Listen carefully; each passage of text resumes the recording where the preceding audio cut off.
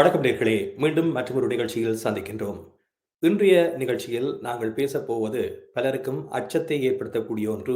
காரணம், மரணம் என்றால் எல்லோரும் பயப்படுகிற ஒரு விடயமாக இருக்கிறது. ஆனால் மரணம் என்றால் எல்லோரும் சந்திக்க வேண்டிய ஒன்றாகத்தான் இருக்கின்றது.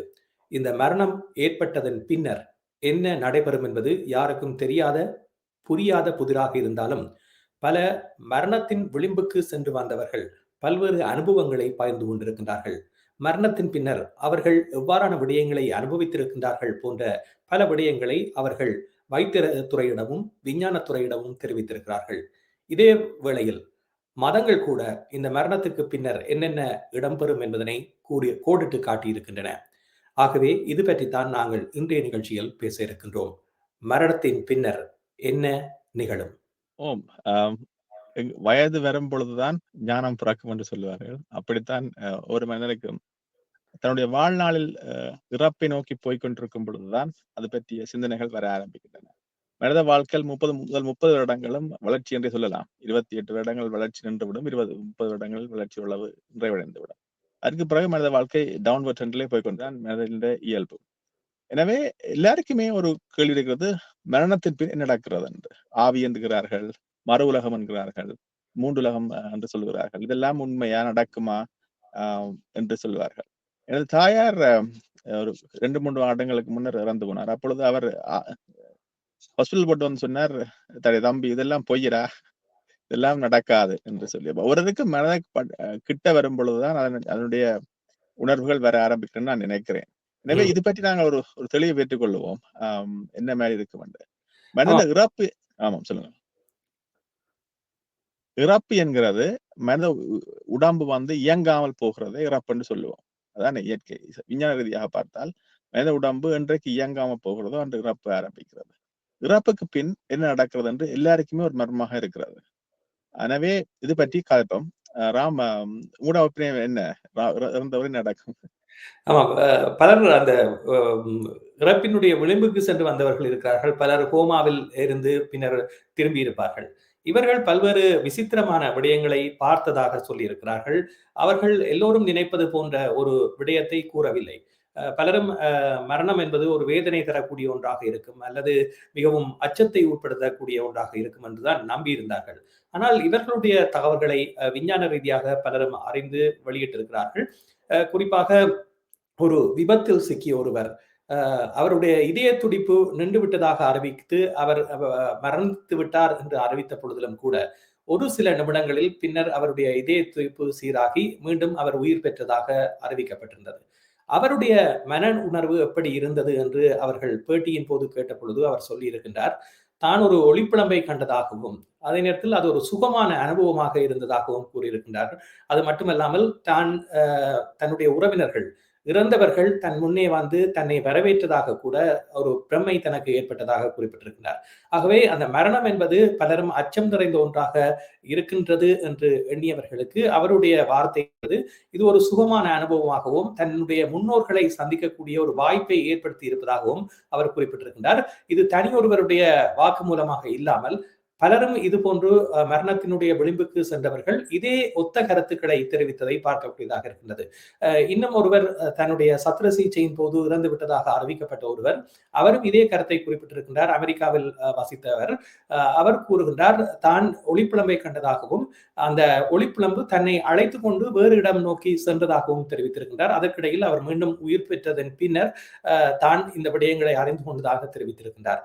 இது மட்டுமில்லாமல் சிலர் இந்த நோய்வாய்ப்பட்டு படுக்கையில் இருக்கின்ற பொழுது இறுதி தருவாயில் என்னென்ன விடயங்கள் நடைபெறுமோ அதை தான் பார்த்ததை அவர் உணர்ந்திருக்கின்றார். அதாவது தான் வெளியில் இருந்து அந்த காட்சிகளை பார்ப்பது போன்று தனக்கு அந்த உணர்வு ஏற்பட்டதாக குறிப்பிட்டிருக்கின்றார்.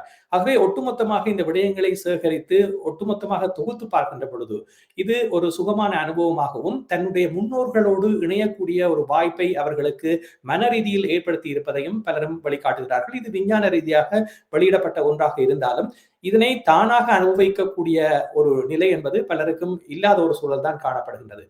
ஒரு எதிர்காலத்தில் சில வேளைகளில் இலன் மஸ்க் போன்றோர் இந்த சிப்பை வைத்து பல விடயங்களை அறியக்கூடியதாக இருக்கின்ற பொழுது இந்த விடயங்கள் என்பது விஞ்ஞான பூர்வமாக நிரூபிக்கப்படக்கூடிய ஒன்றாக மாறக்கூடிய சந்தர்ப்பமும் இருக்கிறது. அப்படித்தான் சொல்லுவார்கள். நான் சிறுவயதா இருக்கும் பொழுது ஒரு விஞ்ஞானிகளால் தான் சாவதை எழுதிவிட்டு சாவணும்னு நினைத்தார். என்ன அனுபவம் பெற வேண்டும். ம்ஹ்ம். அப்ப அவர் தலையங்கத்தை போட்டு, இப்பொழுது நான் சாகப் போகிறேன் என்று சொல்லி 3வது வசனம் எழுதும் பொழுது, கண் இமைக்கிறது 4வது என்று அப்படியே நின்று விட்டது. ஏனென்றால் அவரால் சொல்ல முடியவில்லை. அவர் வந்துவிட்டார். எனவே இது ஒரு குழப்பமான நிலை. இப்ப என்னென்றால் மனரீதியான ஓட்டங்கள் நிற்கும் என்றுதான் இயற்கையின் விதி. நாம் சொல்லுவோம், சொல்லுவார்கள் மூச்சு போய்விட்டால் இறப்பு வந்துவிடும் என்று. அது உண்மையில் உண்மைதான். என்றால் விஞ்ஞான ரீதியாக பார்த்தோம் என்றால் ஒரு சுவாசிக்கும் பொழுது ஆக்சிஜன் லெவல் உங்கள் உடம்புக்கு போகுது. அந்த ஆக்சிஜன் லெவல் எல்லா உறுப்புகளுக்கும் செல்லுகின்றன. எனவே அவர்கள் அந்த ஆக்சிஜன் லெவல் குறையும் பொழுது, ஆக்சிஜன் இல்லாம போகும் பொழுது ஒவ்வொரு அங்கமாக இறக்க ஆரம்பிக்கும். அதான் விஞ்ஞான ரீதியாக பார்த்தால். அப்படித்தான் சில வேளைகள் அந்த மூளைகளில் மூளை இறப்பதற்கு கொஞ்சம் காலம் செல்லும். அவர் இறந்து விட்டால் மூளை இறப்பதற்கு நீண்ட காலம் எடுக்கும். எனவே நீண்ட காலம் ஒரு கன நேரம் அல்ல, நேரம் எடுக்கும். எனவே அந்த எண்ணங்கள் இருந்து கொண்டே இருக்கும். ஆக்சிஜன் லெவல் குறைந்து, பிளட்ல ஆக்சிஜன் லெவல் குறைந்து அந்த ஒரு உறுப்புகளும் சாகும் வரையும் உங்களுக்கு எண்ணங்கள் இருந்திருக்கும். எனவே சில வேளைகளில் நினைவாற்றலை வெளிப்படுத்துகின்ற பொழுது மீண்டும் அவர் உயிர் பெறுகின்ற பொழுது, அதாவது இதே சிரிப்பு மீண்டும் பெறுகின்ற பொழுது அவருக்கு அவற்றை பார்த்தது போன்ற ஒரு நினைவை மீண்டும் உருவாக்கி இருக்கலாம். எல்லாருக்கும் தெரிவதில்லை என்ன நடக்கிறது என்று. ஆனால் யோகிமார்கள் சொல்லுவார்கள், மனித உடம்பு 3 வகையாக பிரிக்கப்பட்டிருக்கும் என்றும், பிசிக்கல், மற்றது மென்டல், மற்றது தாட்ஸ் அண்ட் சிந்தனைகள் என்று. அது உண்மைதான். சிந்தனைகள் சரியாக இருந்தால் அது எனக்கு தெரிந்த ஒரு நண்பர், நான் வன்னியில் இருந்த காலங்களில் அவர் ஒரு விமான விபத்து இதுல குண்டுவீச்சில் காயமடைந்து விட்டார். வயிற்று பகுதி வெடித்து விட்டது. ஆனா அவருக்கு ஒரு மைண்ட்ல நான் சாகக்கூடாத எண்ணம் இருந்து கொண்டே இருந்தது. எனவே அவர் தன்னை கஷ்டப்படுத்தி கிளாரிக்கல் மேலே வந்து விட்டதன் விளைவாக யாரோ பார்த்து விட்டார்கள், காப்பாற்றி விட்டார்கள். அதே நேரத்தில் நிறைய பேர் அதை விட சிறிய காயம் உள்ளவர்கள் இறந்தும் இருக்கிறார்கள். மனோநிலைதான் குறிப்பிடுவார்கள். மன வைராக்கியம் இருந்தால் எதிலும் சாதித்து விடலாம் என்பதற்கு இதுதான் ஒரு உதாரணம். காரணம், மனதளவில் நாங்கள் எவ்வளவு தைரியமாக இருக்கிறோமோ அது அந்த விடயம் என்பது இறுதி வரை எங்களுக்கு உதவக்கூடிய ஒன்றாக இருக்கும். மனிதன் என்றது இந்த பூமி பந்தின் ஒரு அங்கம். எப்படி என்றால், மனிதனுக்கும் உண்மையை சொல்லுவார்கள், மண்ணுக்கும் வேறுபாடு இல்லை. சிவபுராணத்தில் சொன்னது போல, ராமன் அந்த சிவபுராணத்தை மறந்து விட்டு உங்களுக்கு ஞாபகம் இருக்கும், புழுவாய் மரமாகி பல்லிருவமாகி பறவையாய் பாம்பாகி என்று அப்படியே தொகுந்து செல்லும். இதில் அந்த எத்தனை பிறப்புகள் வந்து இழைத்தேனும் பெருமான் என்று அந்த வசனம் முடியும். ஆகவே பலரும் நினைப்பார்கள், இதில் எத்தனை பிறவிகளிலும் நாங்கள் சென்று வாழ்கின்றோம் என்று. அதே போன்று மனித உடல் என்பது பல உயிர்களால் உருவாக்கப்பட்ட ஒன்றாகத்தான் இருக்கிறது. நாங்கள் வசிக்கின்ற பொழுதே மனித உடலில் பல உயிர்கள் இருக்கின்றன. நிச்சயமா பாக்டீரியாக்களும் இருக்கின்றன.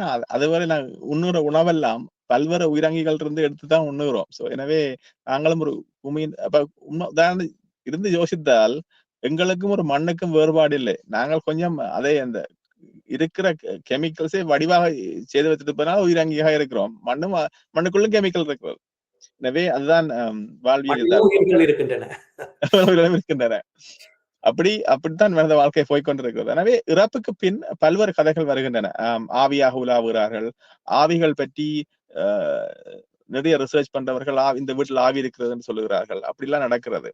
ஆனால் உண்மையில் பார்த்தால் மனிதனுடைய எண்ணங்கள் சாவதில்லை என்பதுதான் உண்மை. இப்ப நாங்கள் சிந்தித்து பார்த்தால் ஒருவருடைய எண்ணக்கரு விதைத்து விட்டு போவார்கள். அது இப்ப யோகிகள் பார்க்கும் பொழுது அதை உலகத்தில் 7 விதமாக உடம்பை பிரிப்பார்கள். முதல்ல 3 விதமும் 5 விதம் பிரிப்பாங்க. 3 விதம் பிசிக்கல் என்றும் சொல்லியும், 2 விதம் தோட்ஸ் என்றும், சிந்தனை என்றும் வைத்துக் கொள்வார். அந்த சிந்தனையில் இருக்கிற விடயங்கள் உலகில் இந்த 3 பிசிக்கல் இல்லாவிட்டால் சிந்தனை இயங்காது. சிந்தனை என்றது இந்த பூமி பந்தின் ஒரு பிரபஞ்சத்தின் ஒரு அங்கம் தான். அந்த அங்கம் இந்த பிசிக்கலாக ஒரு உறுப்பு இல்லாவிட்டால் அது இயங்காது. எனவே 2ம் இணைந்ததுதான் மனித வாழ்க்கை என்றும், மனித இறந்த பிறகு அந்த தோட்ஸ் அலையும் என்று தான் சொல்லுகிறார்கள். தோட்ஸ் அலைவதனால்தான் நாங்கள் சில வேளைகள் யோசித்து பார்க்கலாம், எண்ண கருக்களை விதைத்து விட்டு சென்றால் அது அழிவதில்லை. உதாரணத்துக்கு ஹிட்லரை யோசித்து பார்ப்போம். எண்ணம் எவ்வளவுதான் தீய எண்ணமாக இருந்தாலும் அது விதைக்கப்பட்ட விதம் அது நிலைத்து கொண்டே இருக்கும். அப்படித்தான் ஒவ்வொரு உயிரினங்களும், வலிமைமிக்க தலைவர்கள் விதைக்கிற எண்ணங்கள் அப்படியே வாழும். எனவே கிட்டத்தட்ட மனித வாழ்க்கை என்பது இறப்புக்கு பிறகு எண்ணங்கள் என்றே சிந்தித்துக் கொள்ளலாம்.